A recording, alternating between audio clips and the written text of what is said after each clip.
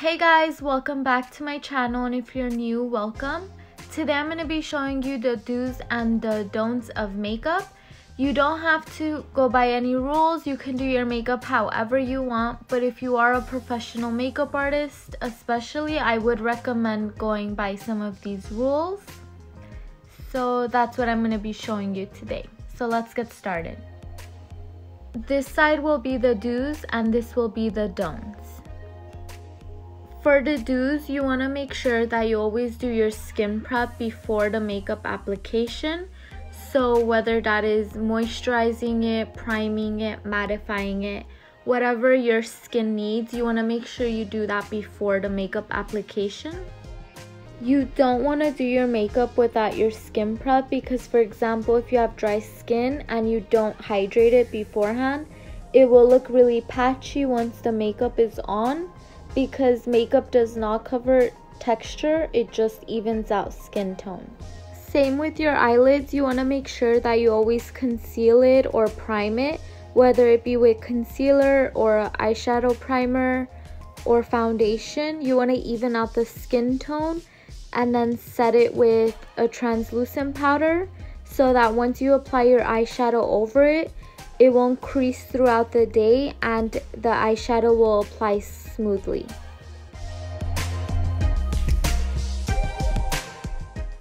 Once the eyelids are primed and set, you want to apply a transition shade, which is usually what I start with is like a soft brown shade, and that will just kind of contour out and warm up your eyelids before you start going in with any other color.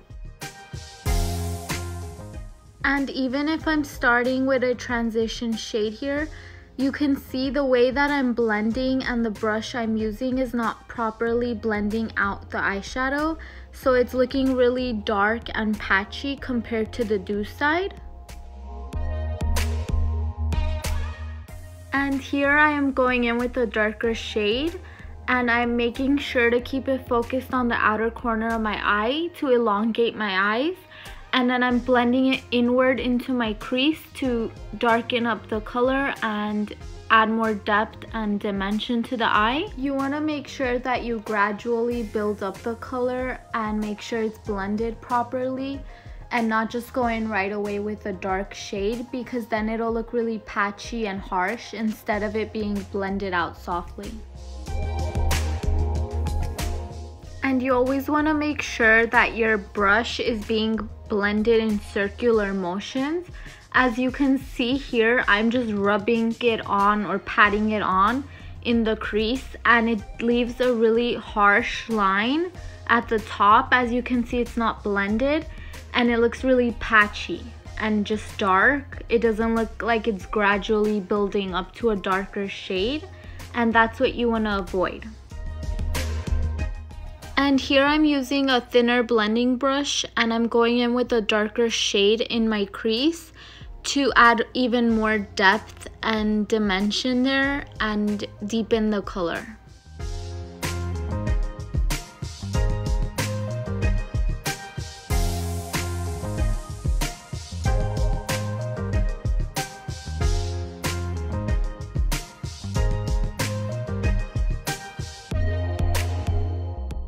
Again, you want to make sure that you're properly blending it, especially if you're going in with a dark shade, so that it doesn't look patchy and not blended.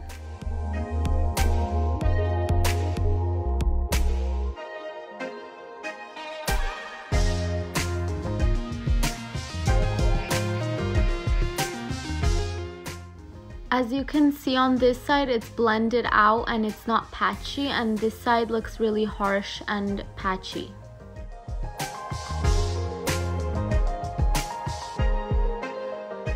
And you know how I was saying you want to make sure you go in circular motions in the crease?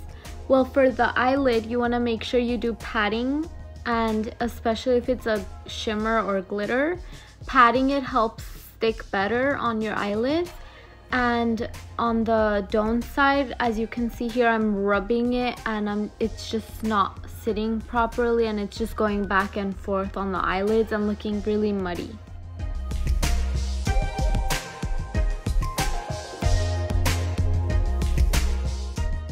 For the liner, you want to make sure that you start off really thin and get thicker on the outer end. You don't want to go overboard with the liner, and it's best to start thin because as you're trying to fix it and make changes, it tends to get thicker. If you don't start off thin, it will just be too thick and cover up the whole eyeshadow that you just did. What I also like to do is take an angled brush and black eyeshadow and kind of set the liner, also smoking it out, especially on the outer corner, because it gives it more of a smoky look. And if you want to kind of make a little correction on the liner, you can use the eyeshadow to do that. With the liner, you want to make sure that you don't go really thick, especially at the front, because let's say you have round eyes, this makes your eyes look even more round and big. You would think that's good, but it will droop your eyes more instead of making it look more elongated and lifted.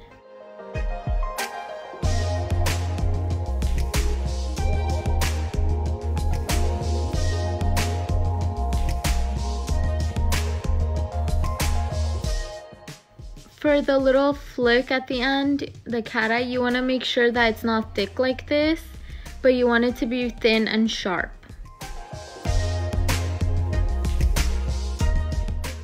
And you should always curl your lashes before applying your false lashes, or even if you're not applying false lashes, because when you curl your eyes, it lifts it and opens up your eyes more. But the side, if you don't curl it, it's gonna make your eyes look even more droopy, and when you add mascara, it's gonna droop it even more. And with the false lashes, you want to make sure that you keep it on the outer corner more so that it elongates your eyes again, but you also don't want to do it so far out that it droops your eyes. Then you want to add some mascara to connect the false lashes and your lashes together so that it doesn't show that you have false lashes on. And as you can see on the don't side how far out I put it and it droops your eye, but on the other side it lifts it instead of drooping it. When choosing a foundation shade, you always want to make sure you put some on your face or skin, wherever, and test it out and make sure that it matches your whole skin. Whether if your arms are going to be open, like you want to make sure it matches your neck and everything by putting it on and then looking straight in the mirror and seeing that it blends into your skin and doesn't show that you're wearing foundation but looks like your natural skin tone. And you want to apply little and build it up to as much coverage as you want instead of going in with a lot, because then it tends to crease and you have extra foundation that you don't really need on your face. And on the don't side, you can see here I'm using a darker shade, and in the camera it doesn't show, but it was a lot darker than my skin tone and I looked really orange. And you don't want it to look like that because you want it to look like your actual skin tone.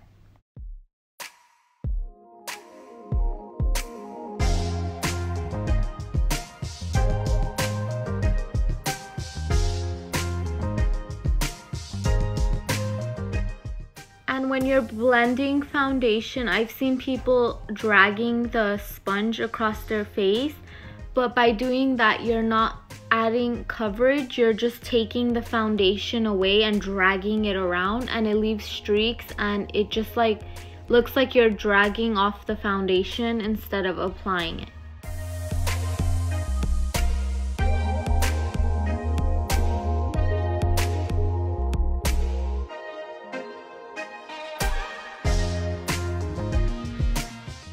When applying concealer, you want to go in with a slightly lighter shade to highlight, and you don't want to go in with a really light shade so that it doesn't wash out your face.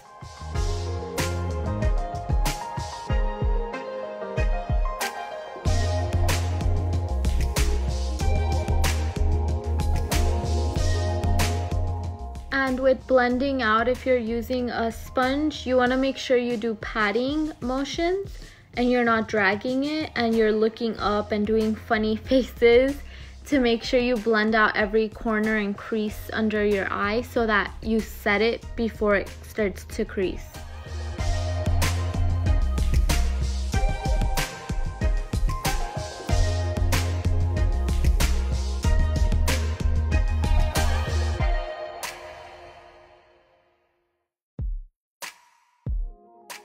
On this side, we used a really dark foundation, and now I'm going in with a really light shade.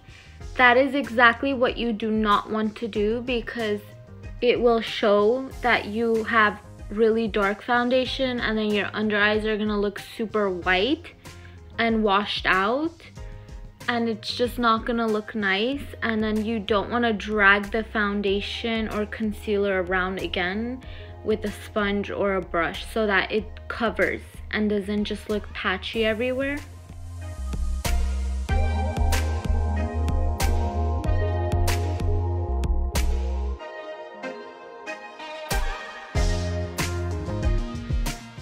On camera it might look good now because it looks more highlighted, so my under eyes look really flawless on that side, but in person without the bright lighting I actually looked orange and my under eyes were super white. And then for the contour, you want to make sure that you blend upwards and contour wherever you want depth so that it lifts your face. You don't want to apply it too low so that it doesn't drag your face down.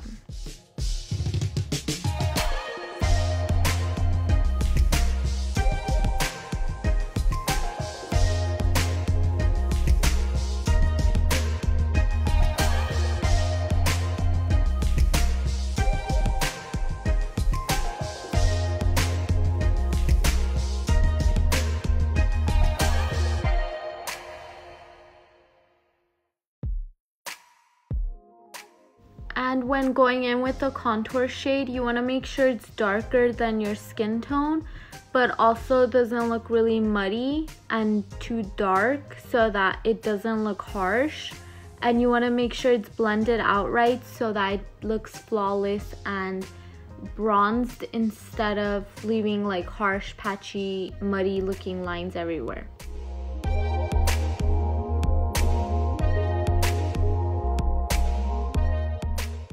With the nose contour, you want to make sure that you do a really thin line, and you want it to be thin at the top.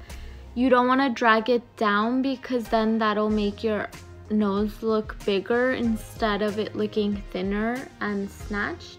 Everyone's nose and face is gonna be different, so everyone's gonna contour it their own way. But with my nose, I make sure that I don't do it too low and I keep it thin at the top to thin out my nose.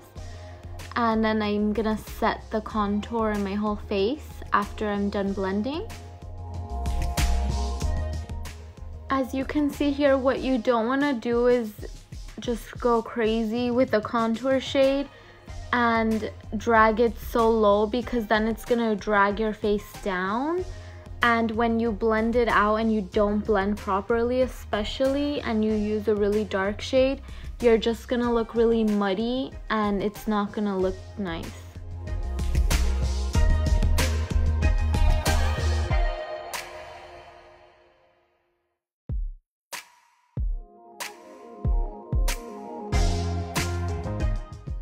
As you can see, this side I look orange and my contour is dragging my face down and it looks muddy.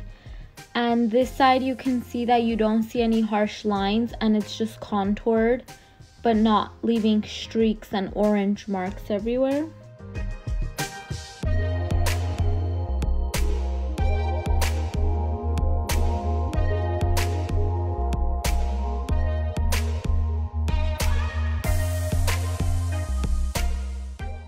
With the bronzer, you want to make sure you go over the contour, and again you blend upwards and you don't apply so much. The point of the bronzer is to give you more of a sun-kissed look and slightly add depth to your face, but you don't want to overpower and make it look muddy all over your face.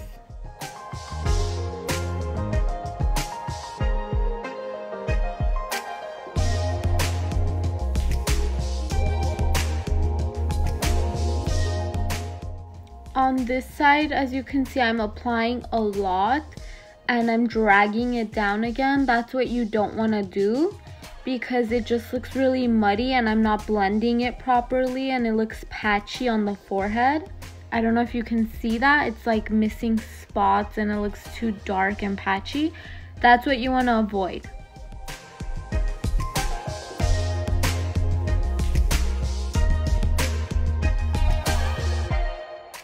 As you can see on this side, it looks so harsh and you see lines all over my face. And this side looks blended out. You don't see any harsh contour lines. That's what you want to do, but not that. Same with the blush. You want to slowly build up the color and blend upwards and not drag it down or add too much because it's going to look clownish.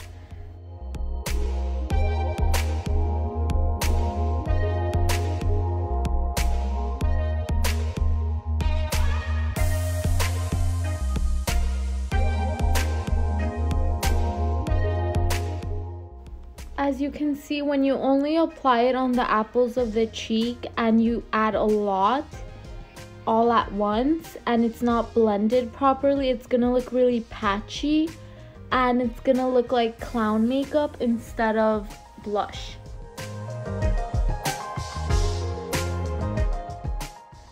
Then when adding eyeshadow underneath, you want to add it lightly and build up the color again, just like you did in the crease.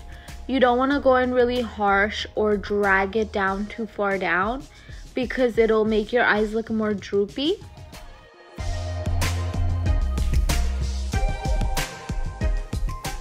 As you can see on this side, I'm applying a lot and it's darker and I'm dragging it down.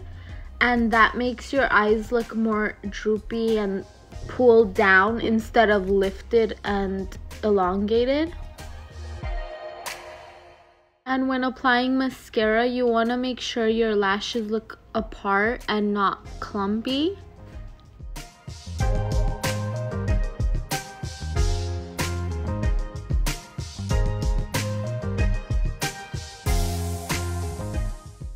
As you can see on this side, I'm applying a lot of mascara and it's just looking really clumpy and dragging my eyes down more instead of lifting it.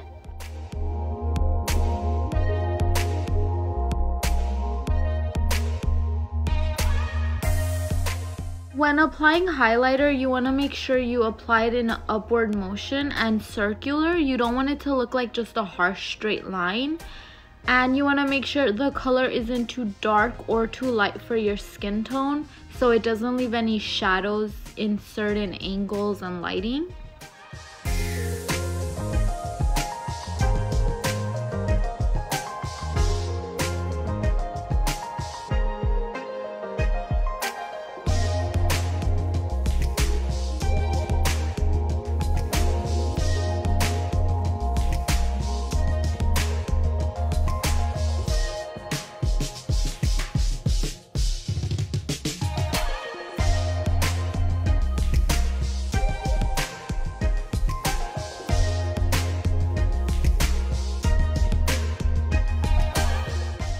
You don't want to apply highlighter that's too dark or too light for you because it will leave shadows and look muddy. And as you can see here, I'm using a lighter shade and it just looks weird and leaves like a shadow. And if you put it too forward on the apples of the cheek, it drags your face down and highlights all your pores and everything there, and it just doesn't look flattering on the face.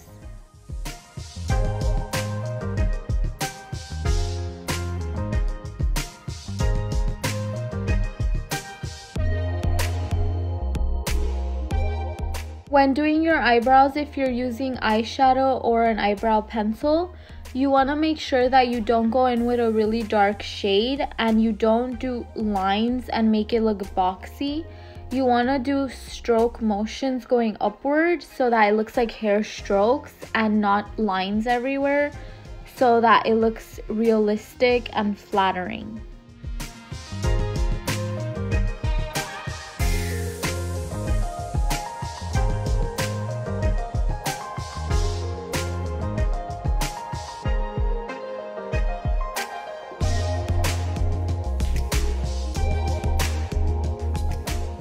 On this side, you can see I'm using a really dark shade and it looks really boxy and drags my face down, as the other side looks more lifted. You don't want to drag the end really low because that will drag your face down. When applying lip liner, if you like to overline your lips, you can. I do. I slightly overline it, but just slightly. I try not to go overboard with it so that it looks really natural.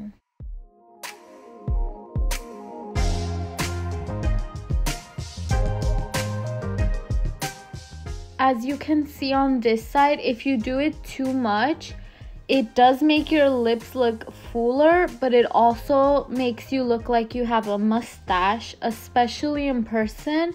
Or if you have some peach fuzz or a little mustache, it highlights it more when you overline it too much. So you want to be careful when you overline your lips.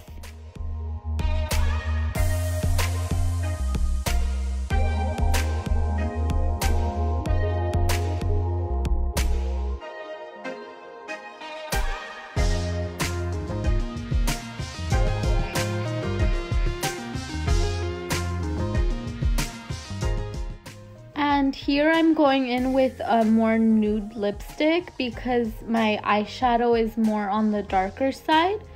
And you don't want to go in with a dark lipstick if you have dark eye makeup, because it both competes with each other and it just looks too much overall.